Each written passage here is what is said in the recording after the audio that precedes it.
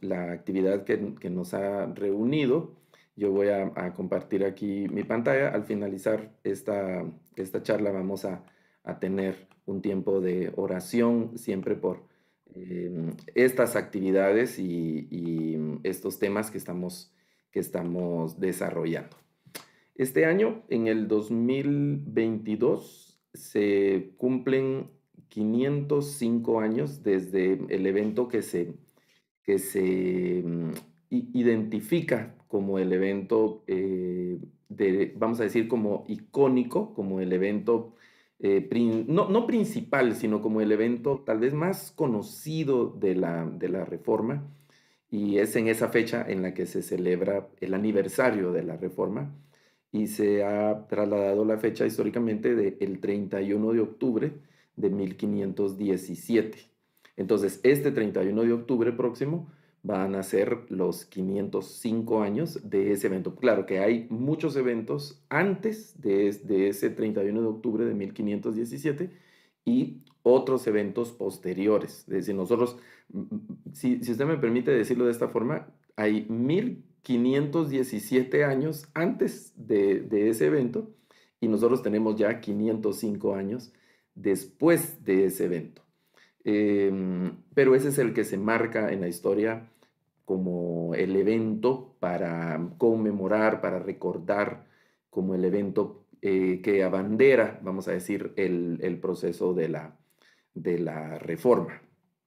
Y luego vamos a estar hablando del por qué el nombre de reforma y por qué el nombre también de protestante y esa denominación que se hace a ese movimiento. Entonces, otra cosa importante que debemos de tener en mente es el hecho de reflexionar y, bueno, con diferentes grupos de hermanos, desde hace ya algunos años hemos estado reflexionando en relación a la reforma, y es un buen tiempo siempre para traer a la mente los eventos previos, los eventos que ocurrieron durante aquella época y esos eventos que han ocurrido en la época y el tiempo contemporáneo nuestro, en el que nosotros vivimos. Entonces, vale la pena preguntarnos qué es lo que debemos hacer. ¿Celebrar solamente o conmemorar? Y yo aquí quiero, digamos, puntualizar el hecho de que más que una celebración y hacer la bulla y tener eventos y que ya se termina el programa de nuestra celebración de la reforma y ya no volvemos a pensar en la reforma, ya no volvemos a pensar en los aspectos relevantes, importantes de la reforma y en ocasiones, y yo no digo que eso sea algo mal, pero que debemos ir un poco más allá, porque en ocasiones se hacen dramas, se proyectan películas, se habla de diferentes biografías de personajes, se hacen diálogos, una serie de cosas, pero solamente como un evento de celebración, así como cuando celebramos otros eventos, ¿no? Y luego ya no hay otra repercusión, luego ya no hay otra reflexión, y creo que esa es particularmente la intención de estos diálogos, de estos encuentros que vamos a estar teniendo estos 3 jueves, contando el de hoy. El hecho de no solo celebrar, tampoco solo el asunto de recordar la reforma. Ah, sí, el 31 de octubre de 1517 pues pasó algo, ¿verdad? No solo recordar, por eso yo quiero resaltar ahí la palabra conmemorar, que va un poco más allá del simple recuerdo, que va un poco más allá de la celebración, que puede ser emotiva, bulliciosa, pero hasta ahí nada más.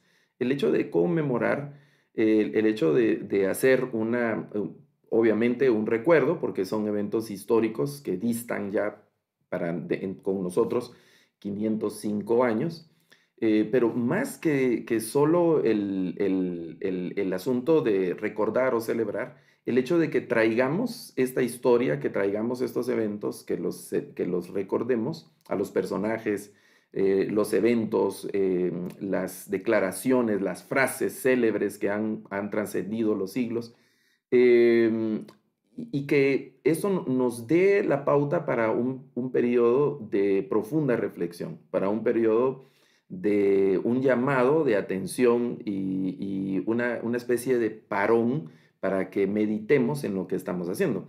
el profeta le dice al pueblo de Israel, deténganse en el camino y pregunten cuál es la senda por la que tienen que caminar. Entonces, hay que hacer un alto, digamos, en esa imagen del profeta. Hay que hacer un alto y luego reflexionar, luego pensar, teniendo ya un camino recorrido, nosotros tenemos ya estos 505 años recorridos de la reforma y los reformadores tenían ya muchos más siglos que nosotros tenemos 5 siglos, ellos tenían unos 15 siglos atrás que había recorrido ya la iglesia, que había recorrido ya la cristiandad, con una carga también muy interesante hasta que eso desencadenó todo lo de la reforma. Entonces, el llamado es precisamente al tema de la reflexión, al tema de meditar en esos eventos, no solo recordarlos como vacíamente o incluso de una manera tal vez hasta soberbia, eh, de indolencia. Por ejemplo, el pueblo de Israel, en la queja de nuestro Señor Jesucristo, es que hacían monumentos en diferentes ciudades, habían monumentos, y esos monumentos se volvían como testigos mudos en contra del accionar del pueblo de Israel, porque donde en la antigüedad habían apedreado a un profeta, levantaban ahí un monumento. Y precisamente esos monumentos eran los que se quedaban como testigos atestiguando la dureza del pueblo de Israel, que era cíclica, ¿no? Que era un asunto cíclico. Entonces nosotros también los eventos de la reforma los tenemos que ver desde esa perspectiva, no solo como, sí, Lutero, sí, los preformadores, los prereformadores, sí, la historia tal o tal evento, tal cosa, o lo que pasó después, sino que ver esos eventos, qué dieron lugar a esos eventos y cuál es el alcance que han tenido y la repercusión que han tenido hasta el día de hoy para nosotros. Hagamos un poco, porque hay, les decía, 15 siglos detrás de los eventos de la Reforma y no es la intención de estos encuentros como agotar la historia o hacer un estudio, vamos a decir, como exhaustivo de la historia o minucioso, sino vamos a marcar algunos eventos importantes o que para esta charla y estos cimientos que estamos echando para esta reflexión hemos considerado importantes.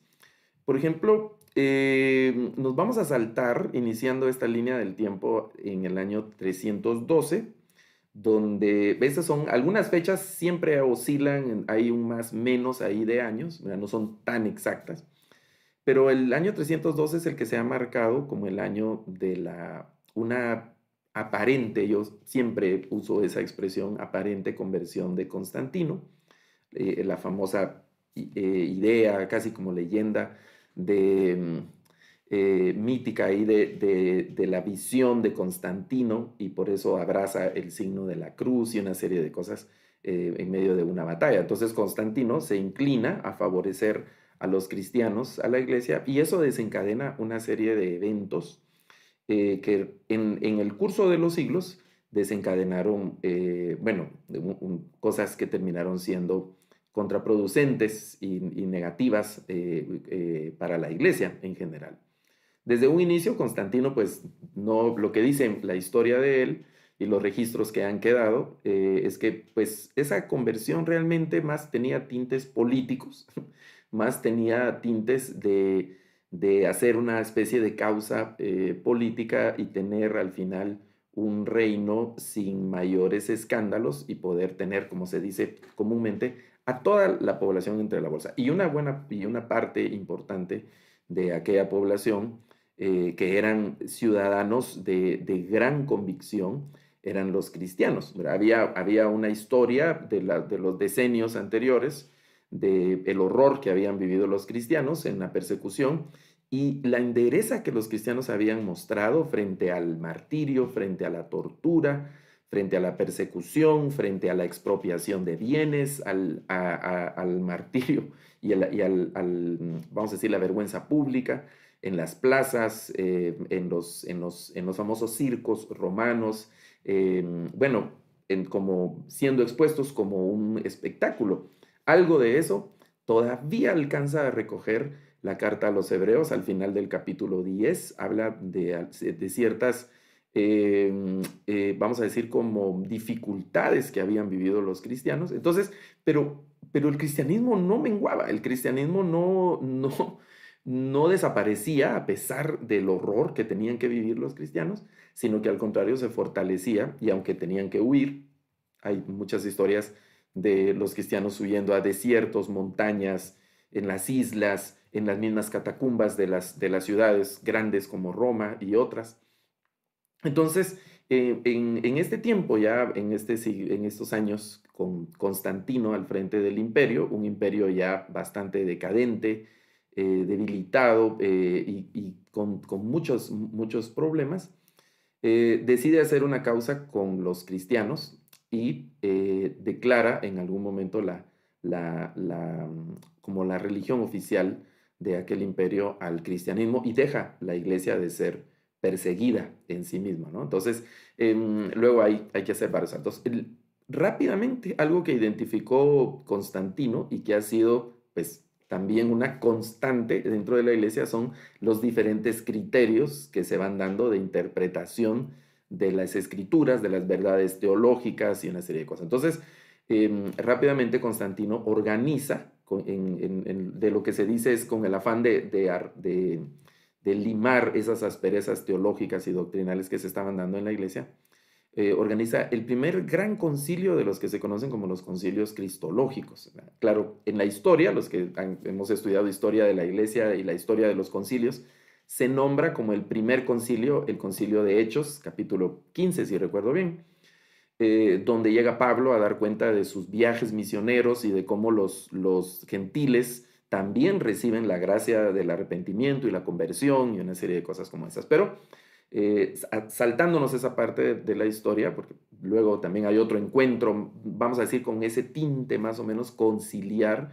el encuentro que narra Pablo también en Gálatas, en el primer capítulo, cuando él intercambia argumentos con Pedro y no le corrigen nada, solo dice que se dieron la mano con Pedro y cada quien empezó a hacer una parte del ministerio, trabajando ya de acuerdo. No es que Pablo, y él lo dice, no es que él necesitara el permiso o el aval de Pedro, sino que él, pues, en una muestra de respeto y de consideración a Pedro, y también un poco de inquietud de saber si él estaba por el buen camino, pues se acerca con Pedro y le expone lo que él va a predicar. Pero saltándonos ese periodo hasta ese primer gran concilio, de los que se conocen como concilios ecuménicos, por el hecho de tratar de conciliar todas las partes de la iglesia, todas las expresiones de la iglesia. Bueno, habían herejías que hasta el día de hoy resultan siendo muy groseras, digamos, y que no se debieron tolerar y que obviamente hay que decir amén a las conclusiones a las que llegaron las autoridades eclesiásticas en aquel tiempo. Ese primer concilio de Nicea. Pues en realidad no fue tanto lo que se logró.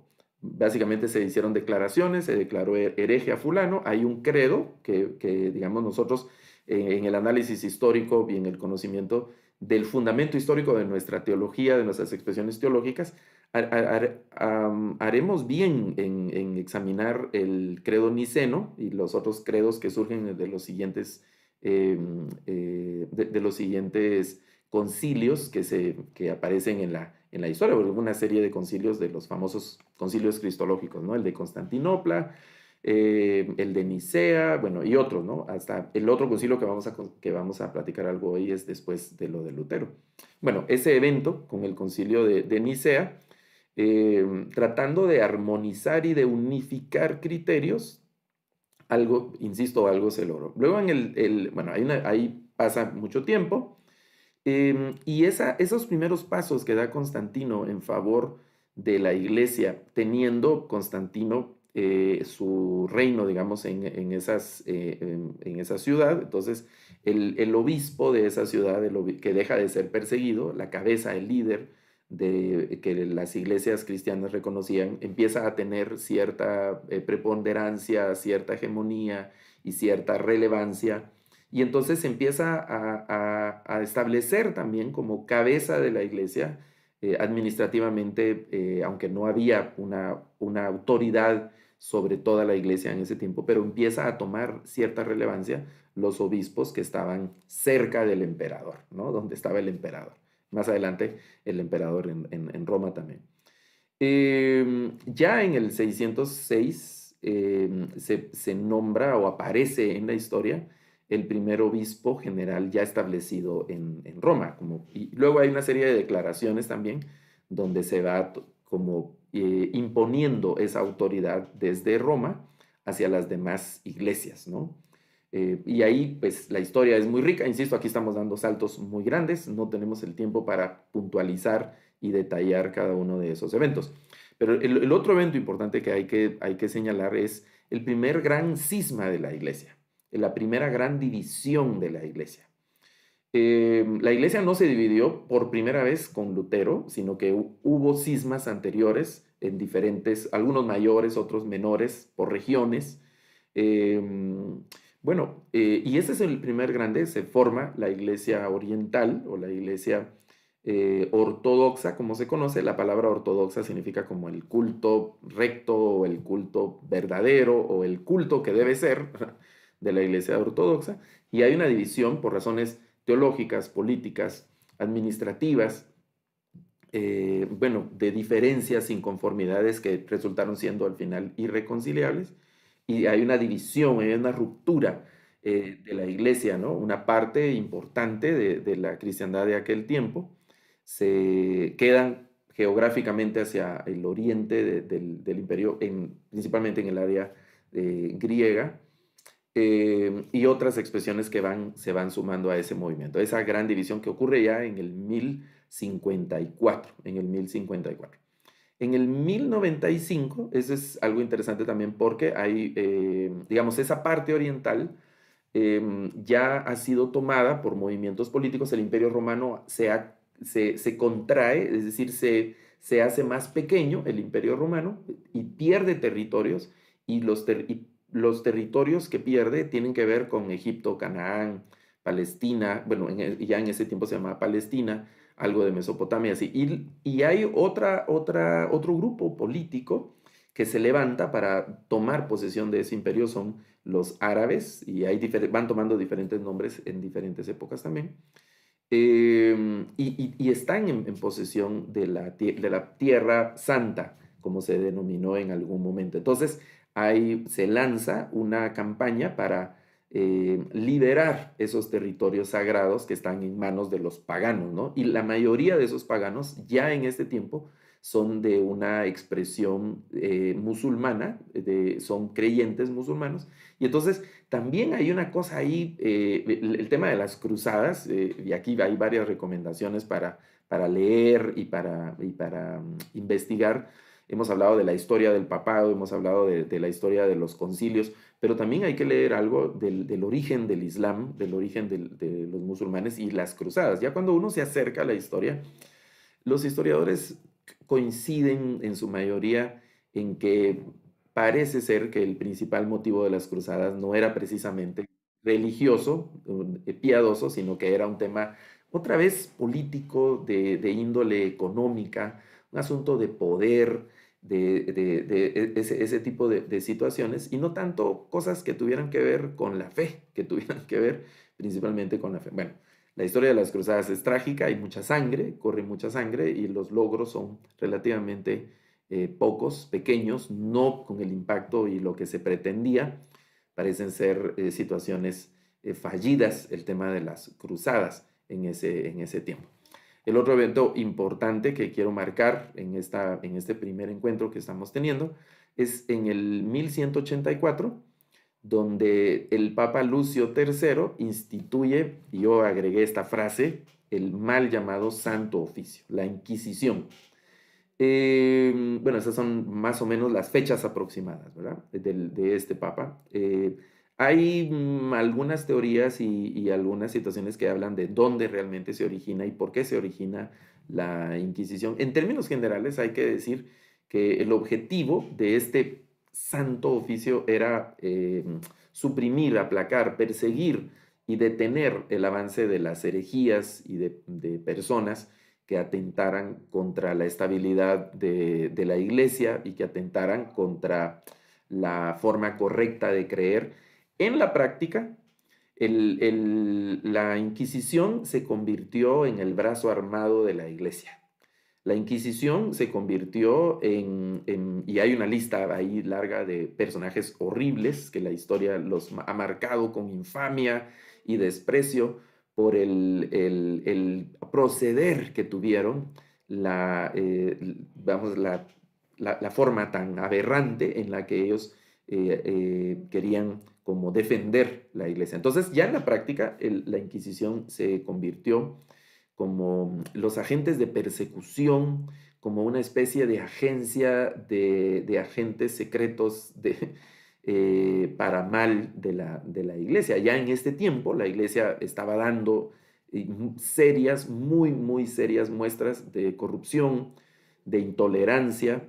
La Inquisición es una de las muestras más que evidentes de la intolerancia y los niveles de intolerancia a los que llegó la iglesia, dispuesta hasta, hasta matar a las personas y no familias enteras, niños y una serie de cosas. El mensaje de Jesucristo totalmente distorsionado, el mensaje de paz, el mensaje de amor, el mensaje de armonía, el mensaje de poner la otra mejilla y el de ponerse de acuerdo con el adversario y una serie de cosas, en absoluto lo seguía la iglesia. Ya en esta época la iglesia iba por un rumbo eh, muy raro, muy malo, vamos a decir, muy escabroso, y a todas luces, pues los resultados en los años siguientes fueron siendo aún peores, aún peores. Vamos a dar un salto muy grande de varios siglos y llegar hasta el 1506. Aquí ya estamos muy cerca de Lutero.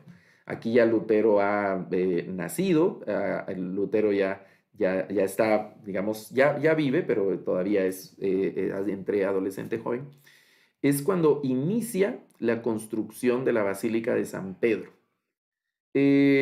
Bueno, aquí hay varias líneas que estamos, bueno, no estamos tocando por pues el asunto del tiempo y ese tipo de cosas, pero ya en este tiempo se había declarado que en Roma, por ejemplo, estaba la tumba de Pedro y la tumba de Pablo, y sobre esos lugares que se consideraban sagrados porque estaban ahí las reliquias de los santos, entonces se habían erigido varias iglesias, templos, varios, vamos a decir, como catedrales, basílicas, diferentes formas de llamarlos.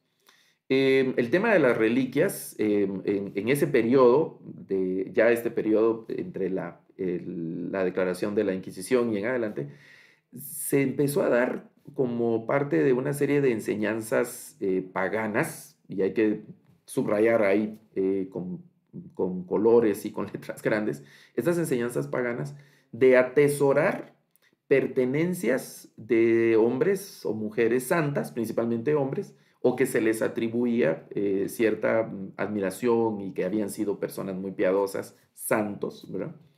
Entonces, si yo tenía el suéter o la chaqueta de un santo, la ropa de un santo, pues esa ropa tenía una especie de poder y atraía una especie de poder de Dios.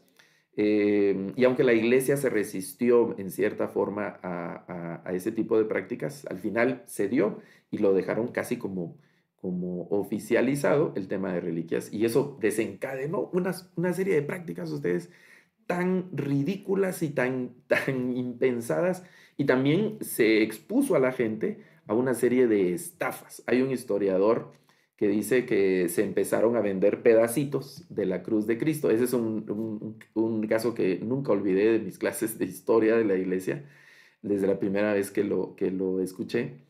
Empezaron a vender pedacitos de la cruz de Cristo, que alguien dijo que había encontrado la cruz de Cristo, y entonces empezaron a vender los pedacitos. Se imagina cuánto podía pagar alguien en aquel tiempo por pedacitos de la cruz de Cristo, y que esos obviamente, pues si yo tenía un pedacito de la cruz de Cristo, pues iba a obtener ciertos beneficios, iba a obtener cierta bendición, vamos a decir en nuestros términos, en nuestro vocabulario, iba a obtener milagros, el perdón de algunos pecados y favores de parte de Dios, solo por tener el objeto. Eso es fetichismo, amuletismo, ¿verdad? Eso raya en cosas como de magia y de brujería y ese tipo de cosas, ¿no? El asignarle poderes especiales a un objeto como un amuleto, como apropiándose de la voluntad de Dios a través de un objeto.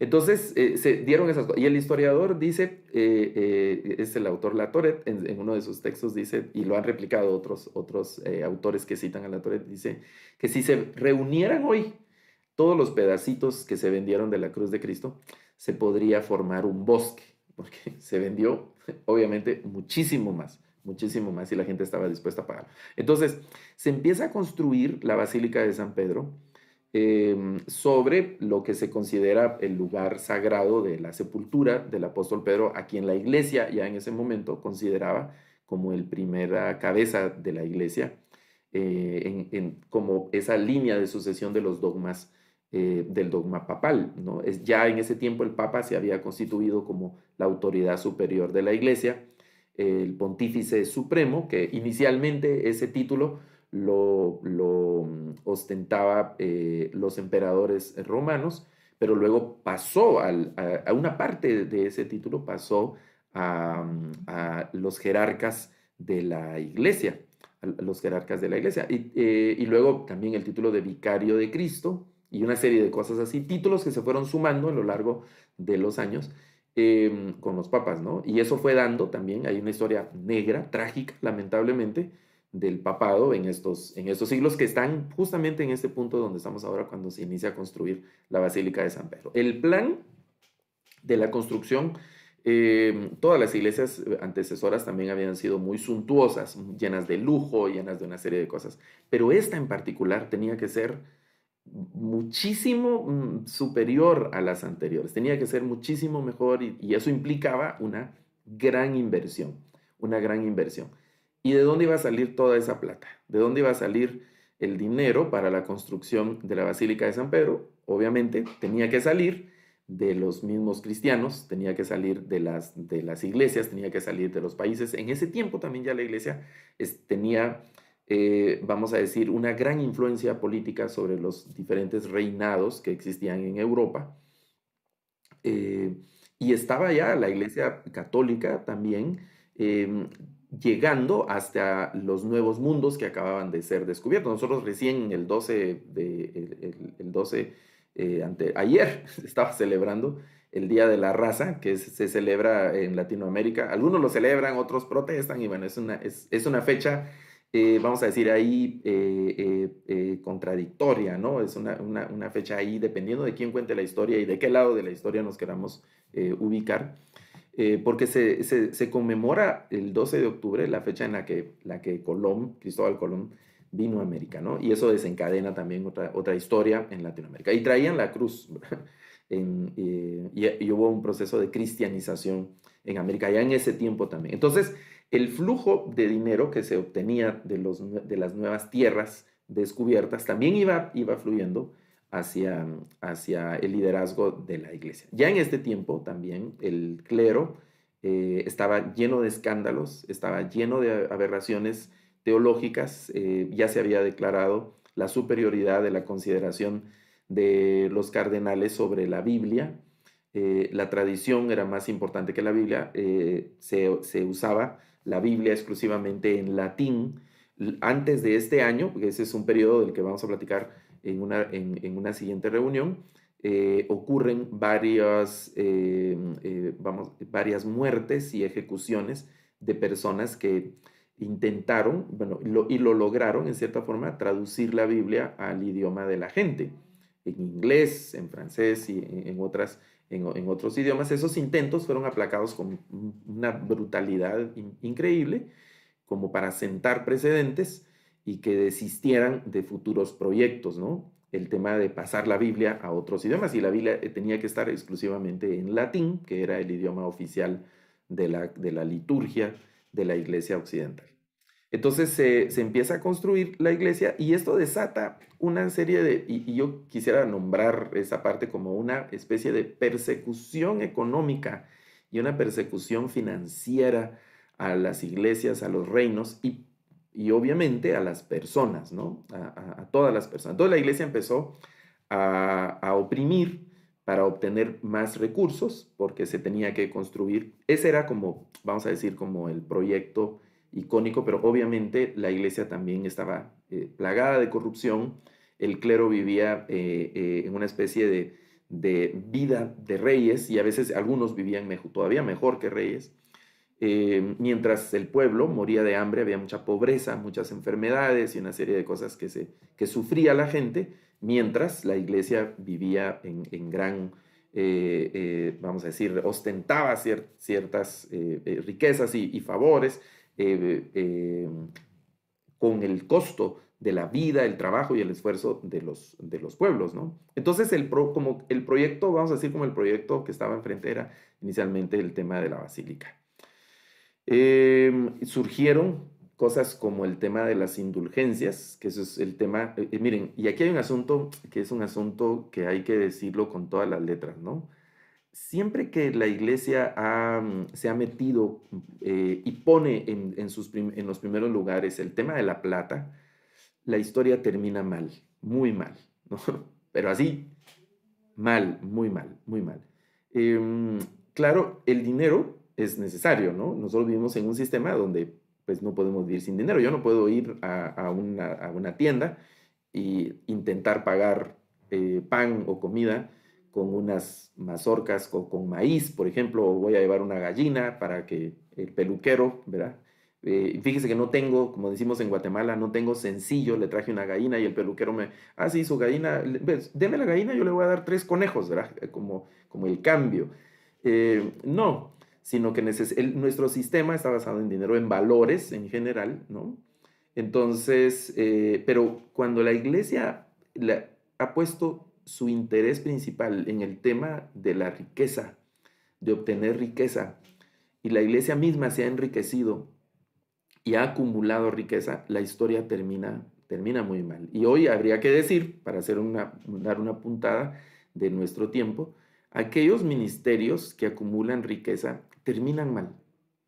Y hay que subrayar ahí la palabra acumular riqueza. Las iglesias, los cristianos, voy a corregir, los cristianos, el verdadero cristiano, el cristiano verdadero es dadivoso, muy dadivoso. Y si hay un cristiano que es tacaño, que es mezquino y agarrado, como decimos, hay algo raro en su corazón y en su mente. El verdadero cristiano es generoso, siempre da y no hace falta exprimirlo, no hace falta presionarlo, no hace falta amenazarlo. Allá se amenazaba con el purgatorio, hoy se amenaza con el infierno, ¿no? Esa relación que se hace, ¿verdad? Hermano, si usted no da el diezmo, le está robando al Señor. Y los ladrones no heredarán el reino de los cielos. Entonces, la gente hace esa relación directa. Entonces, si no doy el diezmo, estoy en el infierno. Y hay una relación entre diezmo e infierno. Diezmo, cielo. Se pasa por ahí la gracia del Señor. Eso, hay que repensarlo porque son enseñanzas, situaciones muy, muy perniciosas. Ok. El cristiano verdadero va a dar, no hay que exprimirlo, no hay que extorsionarlo, no hay que empujarlo, no hay que amenazarlo, siempre va a dar. Pero esos recursos que la iglesia está obteniendo se deben devolver, vamos a usar esa expresión, se deben devolver en ministerios, en diferentes ministerios. Claro, de ahí salen los versículos, ¿no? El obrero es digno de su salario, no pondrás bozal al buey que trilla.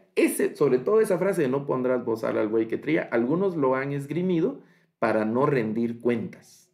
Pero el buey no lo dejaban metido donde estaba todo el trigo, no. El buey comía, iba recogiendo mientras estaba trabajando. Es el buey que trilla.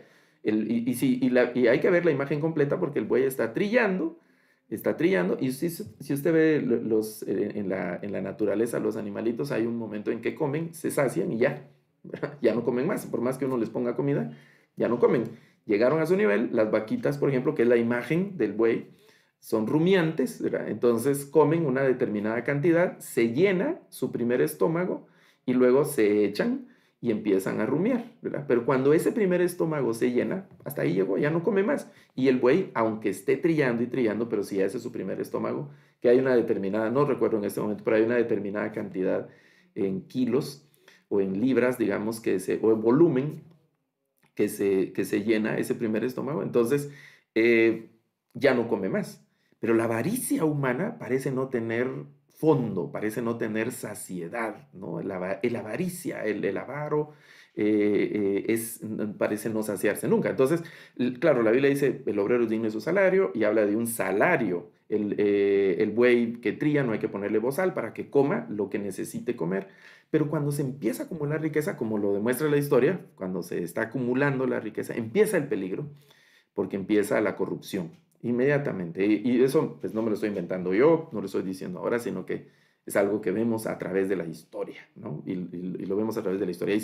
Y hay casos contemporáneos que uno podría señalar. Entonces, sobre todo este evento, hay algo importante que en la Reforma sobresale y es el tema de las indulgencias. El Papa de aquel tiempo tenía, hasta el día de hoy, tenía la autoridad para perdonar los pecados, ciertos pecados, y perdonar los pecados a las personas. Incluso tenía el derecho de la indulgencia, la famosa indulgencia plenaria, de poder perdonar todos los pecados, ¿no? Por la decisión del Papa. Pero a alguien se le ocurre que no lo van a hacer de gratis. A alguien se le ocurre que ese es un buen negocio y que hay que sacarle un poco de plata para los proyectos que estaban teniendo, y empiezan a vender las indulgencias. Entonces, y empiezan a acomodar, que ese es el tema tan, yo diría, delicado por un lado, y también diría tan horrible y tan desastroso, de que empiezan a acomodar la teología a la avaricia.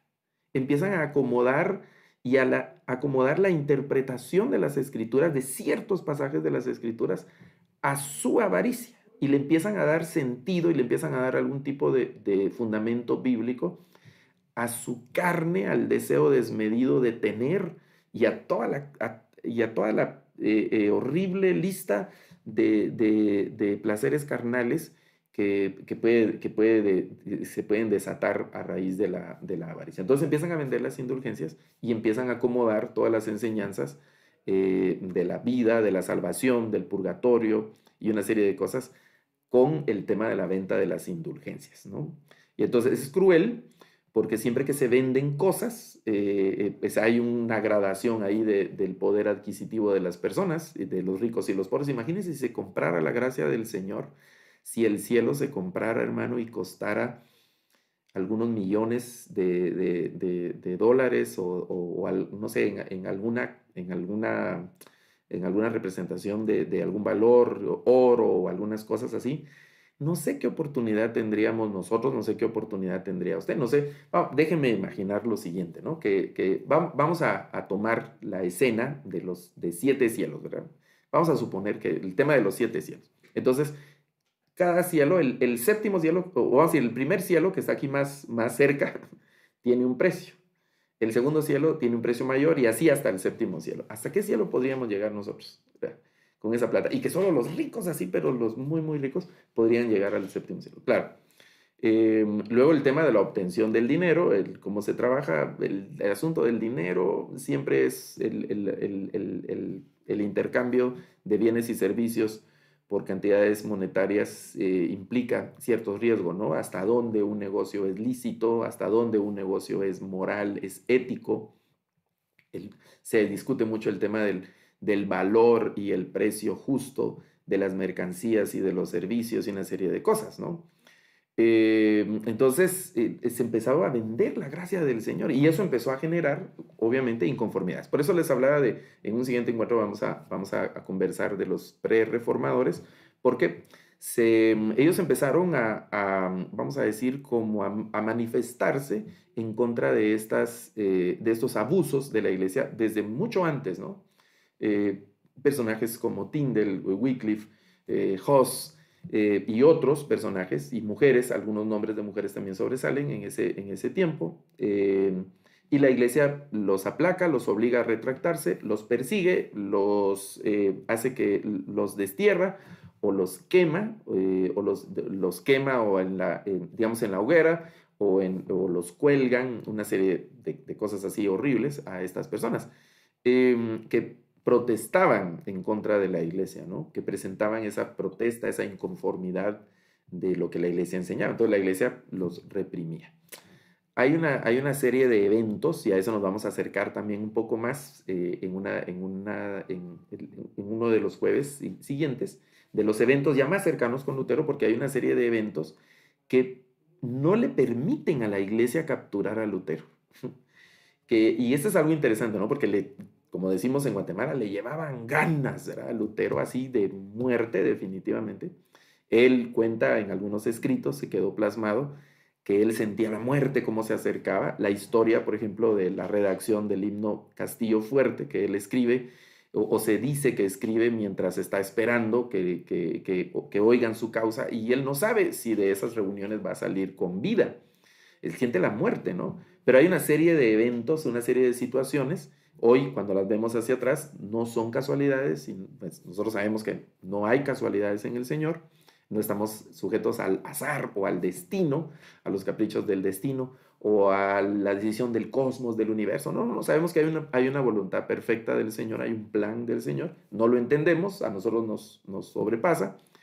Y esos eventos que están ahí alrededor de estos años con Lutero no le permiten a la iglesia pues callar la voz de Lutero, sino que demuestra lo que dice la historia de él, es que demuestra ser un hombre muy sagaz y también muy decidido, muy disciplinado, de un fuerte carácter, y eso hace que Lutero pues empiece a sobresalir como este personaje. Y el evento de clavar estas 95 tesis, sería una tarea ineludible para nosotros, el hecho de ya esta noche o mañana en las redes, digamos ahí en internet, buscar el listado de las 95 tesis y leerlas, leer esas 95 tesis. Aquí vamos a estar hablando de algunas de ellas, ¿no? No de todas, sino de algunas de esas 95 tesis de Lutero. Se dicen tesis, pero son como 95, ¿qué serían? No son frases, sino como 95 cosas o razones de Lutero, que Lutero propone, de diferente índole, ¿no? Las 95 las empieza a escribir, se ha discutido por qué 95, por ahí andan unas apócrifas y una cosa así. Algunos creen que no todas estas 95 son de Lutero, pero bueno, al final la historia dice que un listado de 95 y las pegó el 31 de octubre de 1517 en la puerta de la iglesia donde él servía, la puerta de la iglesia de Wittenberg, la ciudad de Wittenberg en Alemania. Las pega y eso causa un revuelo porque era como la declaración pública y oficial en contra de la autoridad, o por lo menos así se interpretó. Él parece ser que su intención no era atacar. De hecho, entre las 95 tesis, uno cuando las lee, puede percibir que Lutero siente aún cierto respeto y admiración por la figura del Papa de aquel momento. Y la figura papal, digamos, de la jerarquía de la iglesia, aunque él la está criticando, pero no criticando desde el punto de vista vamos a decir, como de falta de respeto o con la intención de agredir o de insultar. En ningún momento él está insultando a nadie, sino solo está diciendo, miren señores, esto está mal, esto no está bien, esto debería de ser de esta otra manera, esto no es correcto por esto, y empieza a hacer un listado de esas cosas, son 95, y las pone ahí en la puerta. Se dice que las publica ahí en la puerta porque esa puerta era como, vamos a decir, como la parte donde la gente ponía anuncios, ¿no? Que vendo tamales, y ahí ponía vendo tamales, era en tal dirección. Y ahí ponían sus anuncios de diferentes cosas, ¿no? Por eso hay algunas, como, vamos a decir, ilustraciones, porque no son fotos, sino ilustraciones, dibujos de cómo pudo haber sido la puerta de Wittenberg con esas hojas ahí pegadas, ¿verdad? Eran no solo las 95 tesis de Lutero, sino varias cosas, ¿no? de ese evento. Ahora, la iglesia inmediatamente en esos años hubo un revuelo, obviamente, y hubo una reacción de la iglesia. Recuerden que la Inquisición está activa, ya estaba activa, se había sofisticado su alcance y sus medios y sus métodos. Por eso también, más o menos en estos años, está naciendo y está preparándose un personaje que en el contexto de la Reforma hay que platicar un poco de él, aunque su actividad principal es un poco más adelante, es Casiodoro de Reina. Y Casiodoro de Reina, el primer traductor de la Biblia completa, desde los originales hasta al español, eh, tiene que huir también porque está en peligro su vida. Él peligraba, y él era español y estaba en un monasterio en Sevilla, entonces al no retractarse de sus ideas, al estar consciente de que lo que está pensando y lo que está proponiendo es lo correcto, está dispuesto a huir, arriesgando su vida. Si se queda en el monasterio la arriesga, pero huyendo también la arriesga. Pues esa es la decisión que toman, ¿no? O sea, también se dice que años después, como no pudieron capturar, la Inquisición nunca pudo capturar a Casiodoro de Reina, hicieron unos muñecos, ¿verdad? Y esos muñecos quemaron como para decir, pues quemamos, aquí este muñeco representa a Casiodoro y lo quemamos, ¿verdad?